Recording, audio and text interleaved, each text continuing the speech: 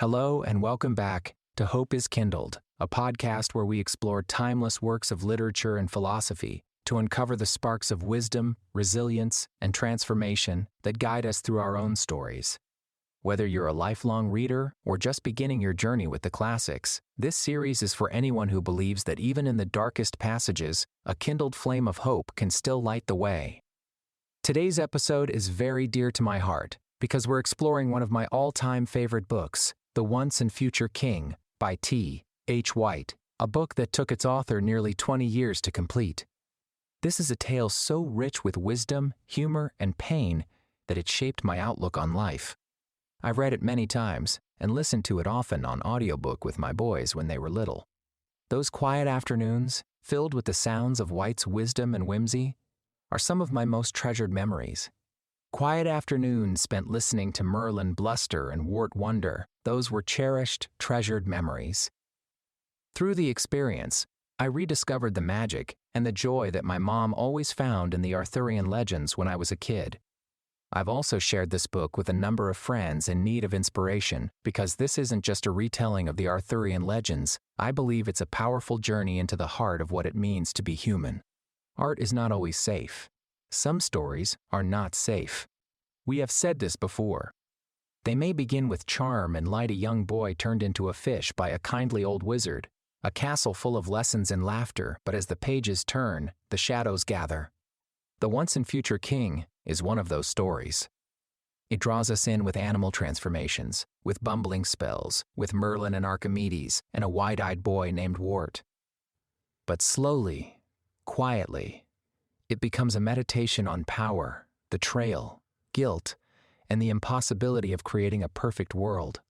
The characters we love most, Arthur, Guinevere, Lancelot, are brought low not by dragons or villains, but by their own hearts, by mistakes they can't undo, by systems too flawed to sustain the ideals they hope to build. This is the kind of book that stays with you because it hurts. Not cruelly, but honestly. Because it tells the truth, that even the noblest dreams can fall apart, that even great kings fail, that love can wound as much as it heals, and that sometimes all we can do is pass the story forward in hopes that someone else might do better. And yet the Once and Future King is still full of hope, not naive hope, but the kind that survives disillusionment, the kind that looks at a broken round table and says, "Still, let me try." So no, this story is not safe, but it's the kind that helps us grow. There is so much to admire in White's work, from the transformation of Wart into different animals under Merlin's tutelage to the aching finality of Arthur's reign. The Once and Future King is whimsical, philosophical, tragic, hilarious, and deeply human. And it's a book about learning about growing not just in power, but in kindness and understanding. T.H. White once wrote, through Merlin, "The best thing for being sad is to learn something. That's the only thing that never fails learn. Why the world wags, and what wags it learning, is the only thing for you. Look what a lot of things there are to learn." That quote has comforted me for years. I have taken the advice, and I feel that I am taking it now by sharing these thoughts with you. Terence Hanbury White was a complicated, private, and often tormented man. Born in India in 1906 and raised and educated in England, deeply influenced by medieval literature. Sadly, he grew up in a deeply unhappy household. His parents had a troubled marriage, and White was sent away to boarding school at a young age, an experience that left him emotionally isolated and deeply introspective.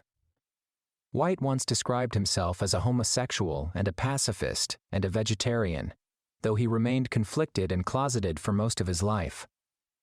He often struggled with feelings of guilt, loneliness, and longing for human connection.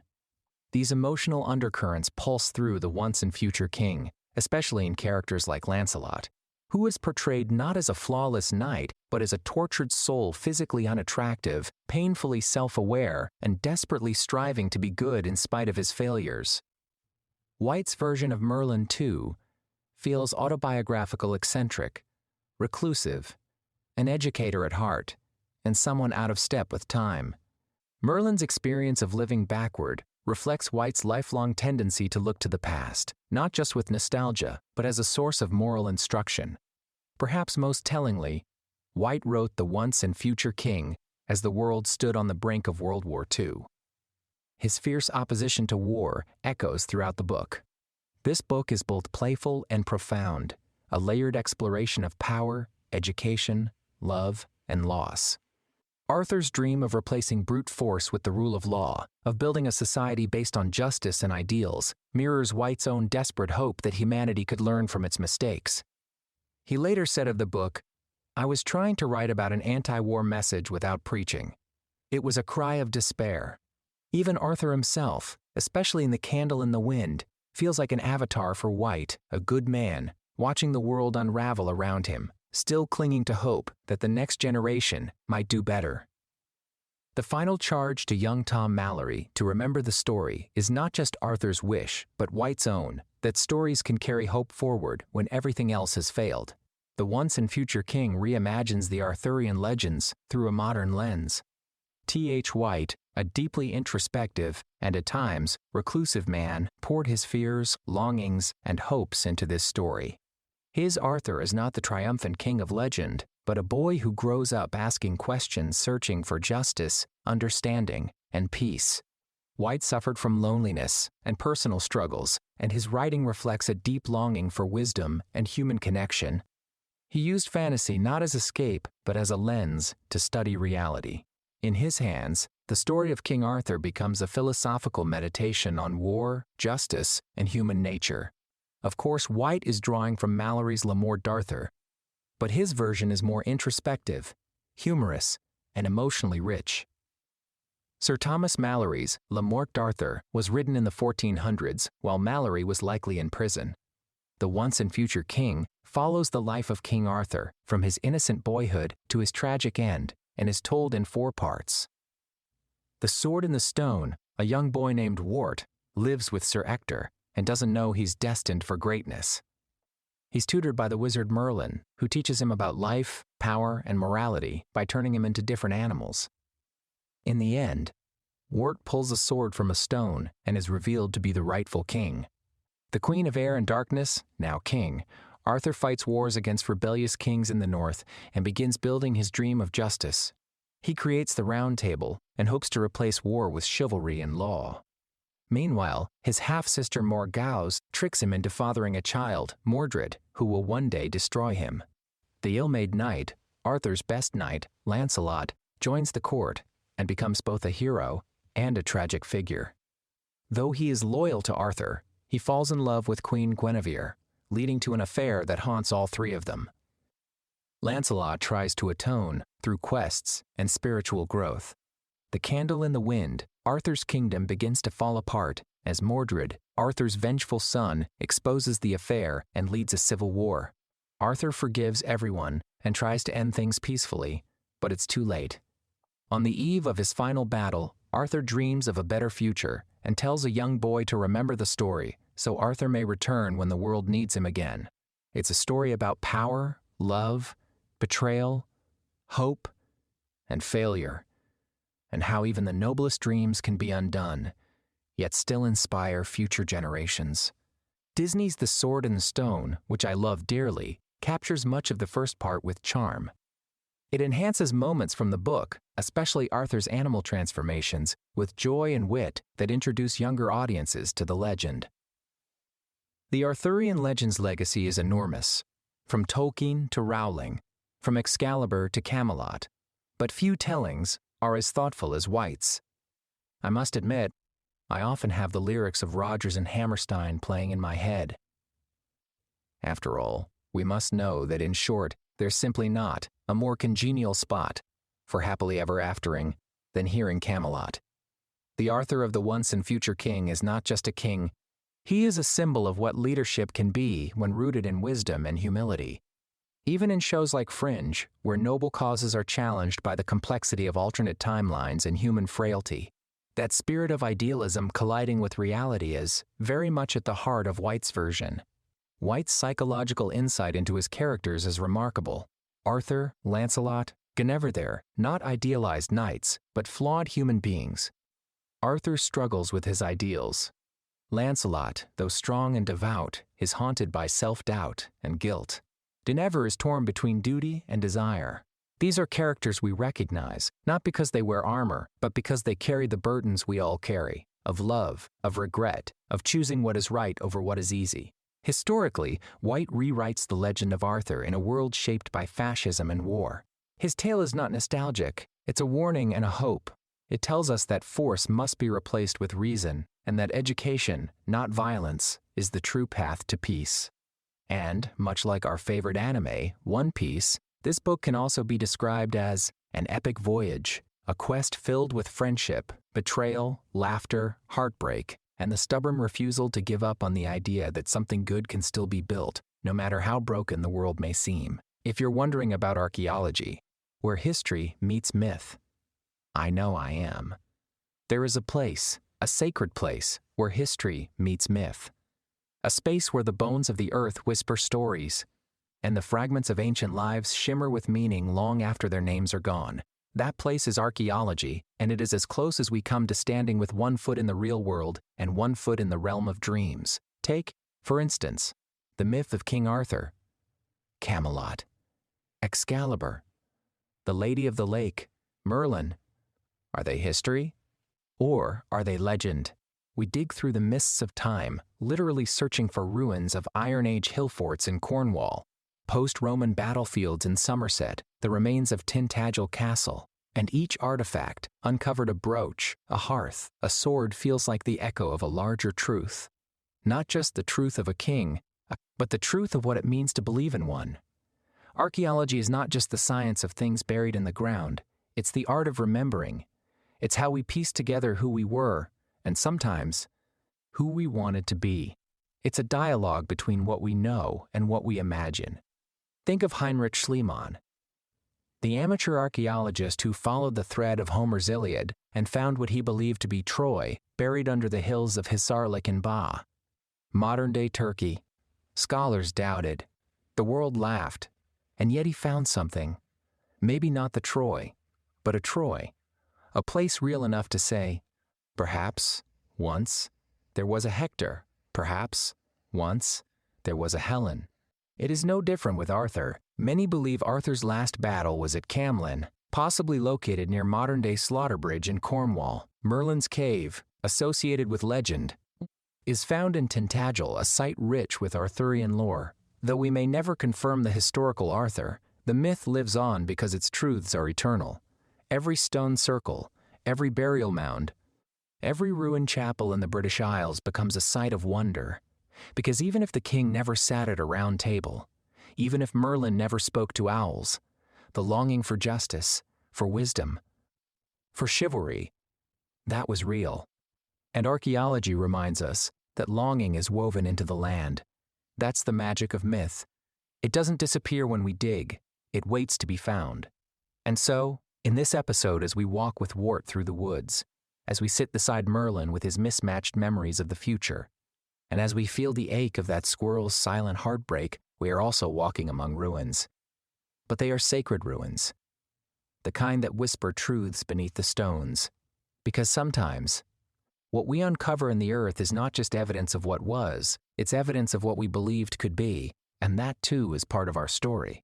But, I digress. Let's talk about Merlin for a minute. He may have been inspired by a real or semi-legendary figure, a bard, prophet, or wild man from northern Britain named Merlin the Wild. In early Welsh poetry like the Black Book of Carmarthen, he is portrayed as a madman and seer who fled into the woods after a battle, tormented by visions and guilt. These poems likely date from the 6th to 9th centuries, rooted in post-Roman Britain's war-torn landscape. The Merlin we know may even have been a fusion of several real, quote, people from that time period. Most importantly, however, the Merlin we are looking at is perhaps the greatest mentor in all literature. He is often seen as the greatest wizard of all time. He is Gandalf. He is Dumbledore. He is Doctor Strange. But he is older.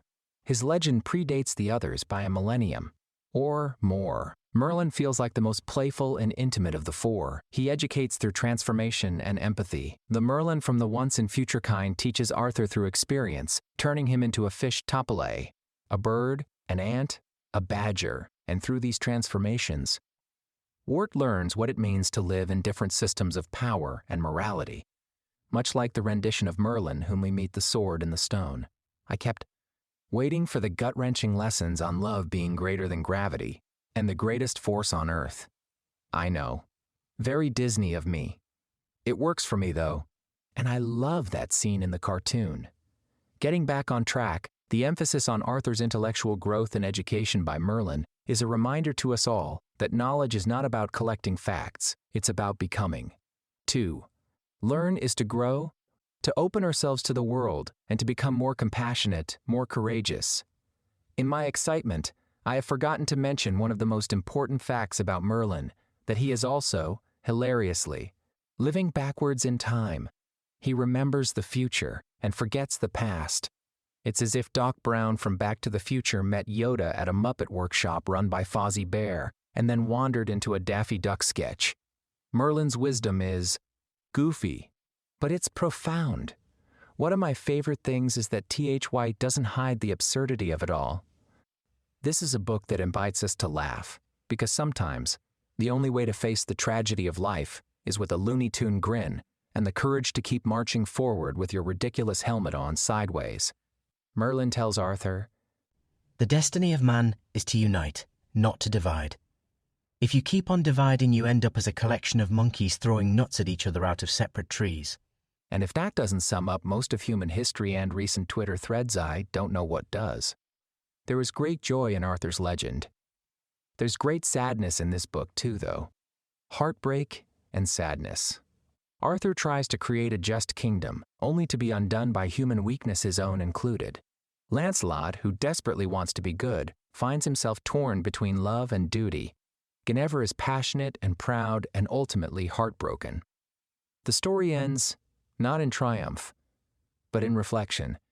Yet even in that sadness, there is hope. Because Arthur tries. He learns. He wants to make the world better. He is, like all of us, flawed but not a failure. We would be remiss if we did not consider Lancelot before we moved on. Lancelot's affair with Queen Guinevere and his betrayal of King Arthur torment him. Despite being the greatest knight in the world, he sees himself as a sinner. And so, like many knights of the medieval age, he seeks redemption the way the church once prescribed it by fighting in the Holy Land. But White doesn't romanticize this journey. Instead, he treats the crusade as a melancholy detour. Lancelot wanders, unfulfilled, more confused than forgiven. His battles are not against evil, they are against the gnawing emptiness within. At one point, he even loses his sense of purpose, disillusioned by the violence and the meaningless rituals that fail to heal his heart. This mirrors White's own pacifist beliefs, especially in the shadow of World War II. By the time he wrote The Once and Future King, the world had seen what holy war and nationalistic fervor could become mass destruction under the banner of righteousness. So instead of portraying the Crusades as heroic, White shows them as tragic, a desperate attempt to fix a spiritual problem with a sword. He writes of Lancelot, He had committed a mortal sin. There was no penance possible, unless it was the crusade. But the crusade doesn't save Lancelot. What does save him for a time is his love, his friendship with Arthur, and his desire to do good despite his brokenness. In this way, White reframes the crusade as a psychological journey, not a spiritual one, a failed attempt at external redemption that can only be resolved through internal reckoning. So when we think of Lancelot's crusade in The Once and Future King, we aren't seeing a noble mission. We're seeing a man trying and failing to outrun the consequences of love, loyalty, and imperfection. It's one of the most powerful lessons in the book that true redemption doesn't come from leaving, or fighting, or punishing ourselves. It comes from returning and choosing to try again, even when we don't feel worthy. This book is definitely a cautionary tale about revenge, about clinging to old hurts. And it's also a call to every reader to be brave enough to forgive, to love, to learn, and to try again. In an age of division, political, cultural, personal, White's vision for unity is powerful and timeless. Arthur's quest to create a just kingdom is filled with trial and tragedy, but at its heart is the belief that people can build a better world. "We cannot build the future by avenging the past," says Arthur. White delivers this line through Arthur, whose life is marked by betrayal, heartbreak, and failure. And yet, he refuses to let vengeance write the future. This is one of the most important lessons for young readers. Pain is real, but hope is stronger. Justice is not revenge. Progress is not punishment. The Arthurian legend is timeless, and T.H. White's version has shaped how many modern readers encounter it. Arthur himself has inspired countless characters, from superheroes to anime protagonists. You'll find echoes of him in One Piece's Luffy, who, like Arthur, believes in his friends with unshakable loyalty. Arthur wanted justice. Luffy wants freedom. Their companions struggle, fall, and rise again, not because they are perfect, but because they believe in something bigger than themselves. That is the heart of all enduring legends. And the geography of Arthur's world is real and imagined all at once. Merlin's Cave, located beneath Tintagel Castle in Cornwall, is a real place you can visit, waves echoing in a sea-carved hollow of history and myth. Arthur is said to have died at the Battle of Camelot and been laid to rest at Avalon, possibly Glastonbury, where monks once claimed to have found his tomb. These are places where history and dream overlap, much like in Fringe, where realities blur and what should have been competes with what is. The once and future king lives in that space in the wistful possibility that goodness, though defeated for a time, will rise again. I may have said that this is the book that made me want to start this podcast, and I believe it truly needs to be shared, because in its pages, I found laughter, sadness, wisdom, and the unshakable belief that learning and love matter. As Merlin reminds us, when the world is sad, when you are sad, the best thing is to learn something. Read a book, ask a question, make a new friend, discover a new joy, and, I'll say it again, The best thing for being sad is to learn something. Look what a lot of things there are to learn. So do it. In our next episode, we'll journey into the heart of Victorian England with Charles Dickens' Great Expectations, a tale of ambition, love, and personal growth. Since Merlin and New Zealand have summoned a storm over Wales with a boomerang fish-based morale demonstration, we shall say, until next time, may you always seek wonder.